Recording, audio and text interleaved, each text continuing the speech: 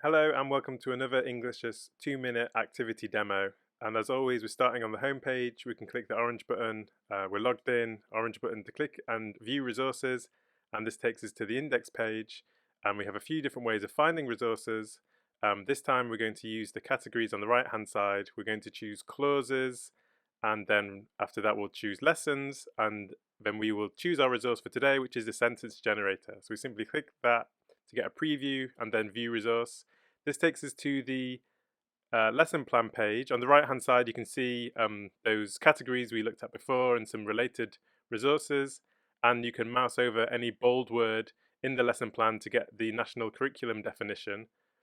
This lesson plan will have the goals, as you can see, lots of different activities, ways of exploiting this. We won't read that right now.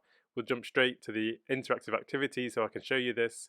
And in the top right, we have the interactive whiteboard symbol, which gives us the pop-up we can put on full screen and make this an interactive activity our learners can take part in. So similar to the noun phrase generator activity, this is a carousel, and we can see a few different clauses here. And the first thing we can do is by using the blue arrow buttons, we can change the order of these clauses and move around the syntax of the adverbial, the subordinate clause, and the main clause. And your learners will see there's a lot more flexibility than with the noun phrase. And what we can also do is scroll up and down and create different kinds of clauses.